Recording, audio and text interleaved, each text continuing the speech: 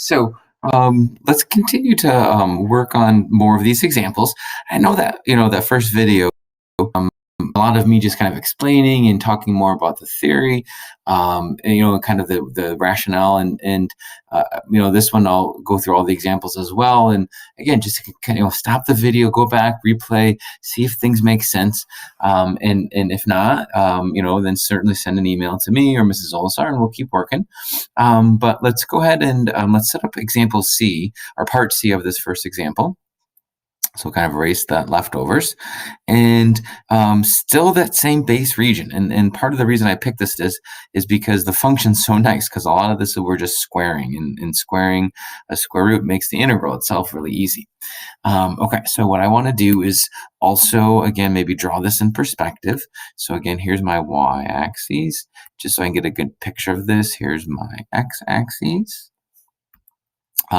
Counting off like 1, 2, 3, 4, 5, 6, and then 1 and 2, and then again, just go ahead and draw that picture there. So 0, 6 up to here. Draw the that kind of perspective image. Here's our region, and if it's not perfect, that's fine. And then this time we're perpendicular to the x-axis, but they're rectangles. It says each rectangle's height is twice its base. Okay, so as I start thinking about these shapes, I'm going to draw a rectangle across the base here. I'm going to draw this rectangle right here. Whatever that distance is, if that's the base of the rectangle, the height of it that's going to come off the page has to be twice as big. So it's going to go up twice as big, like kind of just estimating here, twice as big. And then kind of like, again, thinking perspective drawing, whatever that distance is there. Here it is here. So like this here represents a rectangle, who, again, whatever this distance is, the height of it is twice as much. And, again, maybe you have a rectangle here, and so this rectangle is going to be a little bit bigger. So as it comes off the page, again, it's going to be, just a little bit taller. And then whatever this distance is here, again, you can think about just constructing that rectangle straight up and straight up. And again, I'm going to probably spend a little bit more detail on some of these initial images, just because I want to kind of get us this, visual, like what's happening here. Okay. And so sometimes I draw these and I'm like, oh, it looks like garbage, and sometimes it comes out okay. And honestly, luckily for my sake, they don't grade you on the AP exam based on your art, so that's good. And as long as you can get an idea of this image, what's happening, this again, it's kind of growing out here as it gets like a larger distance on the base, it becomes higher up on the particular rectangle. And again, just looking at a typical one, just looking at a typical rectangle, like if I pick this one right here, whatever this distance is, I'm going to go up twice as high. And again, it doesn't really matter exactly which one you pick. Every rectangle, the formula is base times height. So, when I start integrating this, I'm going to integrate still from 2 up to 6, and just the general formula is base times height. And again, maybe it is a teaching point, like this is the part that you've got to go into the problem, and it's going to tell you what is the shape of each cross section. Oh, okay. Each cross section is a rectangle. What's the formula of a rectangle? Base times height. So it's not going to explicitly tell you that's the formula. You have to read that and understand, okay, I know how to find a formula of a rectangle, base times height. Then in this context, because I'm perpendicular to the x-axis, I know that this distance here, whatever that is, the height of it's going to be twice that base. So if I'm calling, put a pen here, if I call this right here my base, then the height here is going to be twice that value. So then I could even think about, okay, well, I have 2 to 6 of base, but the height is always twice the base. And that's going to help me solve this integral, because now it's just in terms of b. In other words, I've got this integral from 2 to 6 of b times b squared. So I've got 2b squared. Again, this was the base, and the height I replaced with twice the base. And then again, how am I measuring this base? Well, the base is from this top function down to this bottom function. It's from root x minus 2 to 0, top to bottom. So then I'm going to get a very familiar integral, 2 to 6 of 2, and then it's the square root of x minus 2 minus 0 squared dx. And I am making a big deal about these parentheses, or I keep using them each and every time. But the thing is, it's going to, I think, pay off once we start doing volumes by revolution, just from the perspective of knowing, okay, I'm measuring the right minus the left, the top minus the bottom. So I can clearly see that this right here would be the base. I need to square it and take it times 2. And whether you could pull out this 2 if you want, because we have this familiar integral, 2 to 6. This thing becomes root x minus 2 minus 0 squared, which is just x minus 2. Notice the square took care of the square root. And we've already done this integral. It's the same as the one before. It's x squared over 2 minus 2x. But maybe if you're just seeing this and you want a quick refresher, you can leave the 2 out here, and that's like x squared over 2 minus 2x when evaluated from 2 to 6. So when I put 6 in here, 6 squared is 36, and 36 over 2 is 18, minus 2 times 6 is 12, minus, don't forget this 2, plug in this 2, 2 squared is 4, 4 over 2 is 2, minus 4. And so 18 minus 12 is 6, 6 times 2 is 12, minus, this is 2 minus 4 is negative 2 times negative 2 is actually plus 4, which is 16. Now, if you remember on the first example, we had a volume of 8.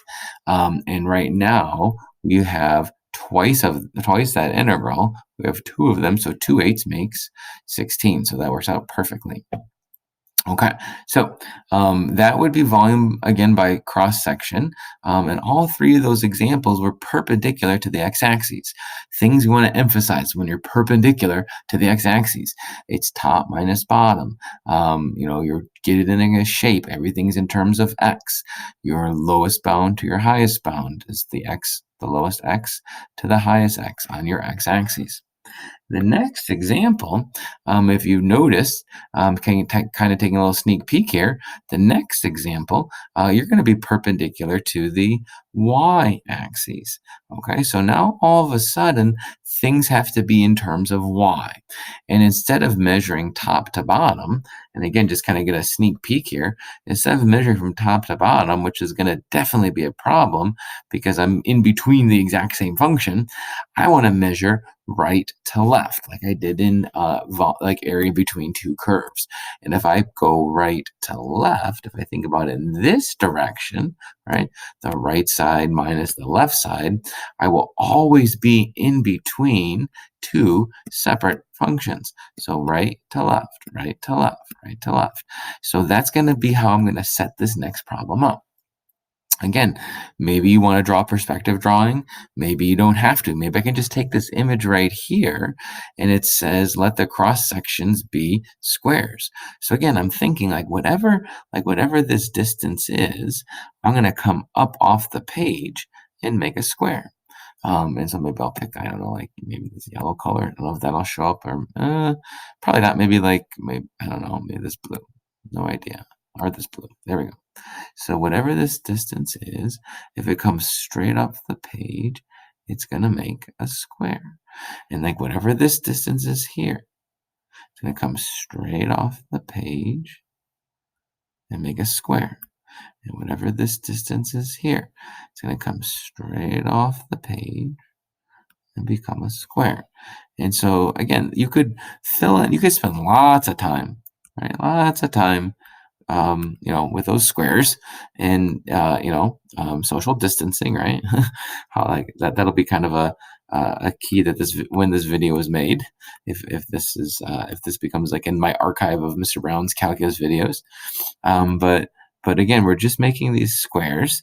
And so we're constructing some kind of 3-dimensional shape that, again, here, is really, really small because those squares are really tiny. And again, it sort of like flares out and then gets really small again. So it almost looks like a lemon wedge now, right?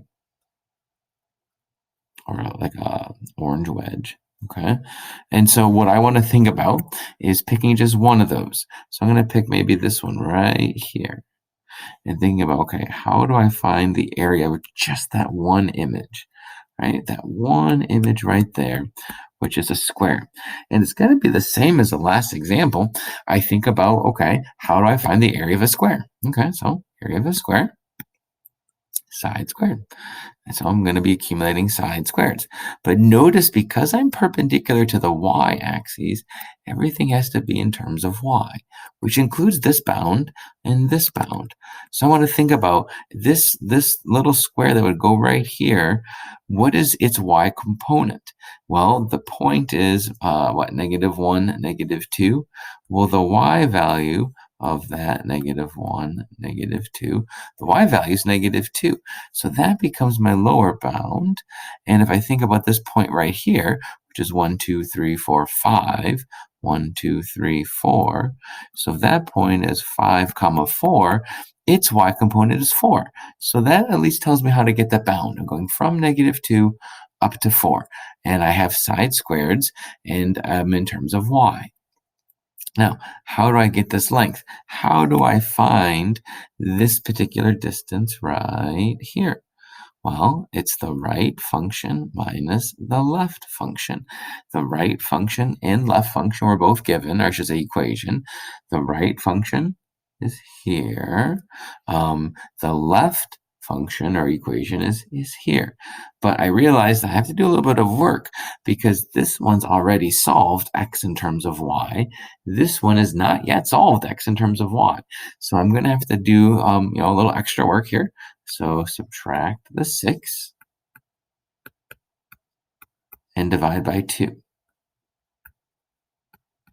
So I could say, okay, that's 1/2 y squared minus 3 is equal to x. So now I have a function in terms of y, or I should say an equation in terms of y, and another equation in terms of y. And I need to do the right minus the left.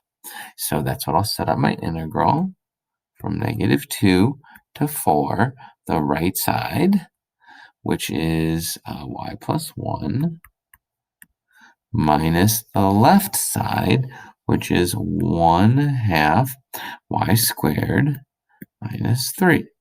Now that represents just the side. Notice I have to square it because these are squares. So what I might do is insert a parenthesis or a giant bracket here. Giant bracket squared dy. So again, this y plus 1, and that kind of looks like a g or something, so let's fix that. So y plus 1 minus 1/2 y squared minus 3, and again, maybe clean this 3 up a bit, squared represents the right side.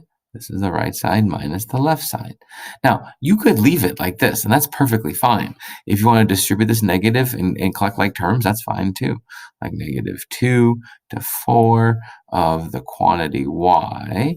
1 minus a -3 could be plus 4, -1/2 y squared dy. So right there represents the integral that would give us the volume of this particular, three-dimensional. Now I'm seeing a suspension bridge. So first food was on my mind. Now maybe like a bridge. Who knows? But in this particular question, all it's asking us for is to write but not solve. And you're going to see that as another common theme, because once we get to this point, the rest of it is just applying the fundamental theorem of calculus. Somewhere in the AP exam, they're already going to have tested you on this. What they're testing you on is, can you set this integral up? Can you create something that represents volume based on one particular constraint, this square, that becomes the cross-section of the entire shape? Okay, so again, go back, rewind this video, play it again, listen to the explanation, and then we'll go ahead and I'll continue to work on in the next video, example part for B, C. I don't know if there's a D for this one or not. There's a B, there's a C, and that might be it. So we'll just keep practicing those. Okay, very nice.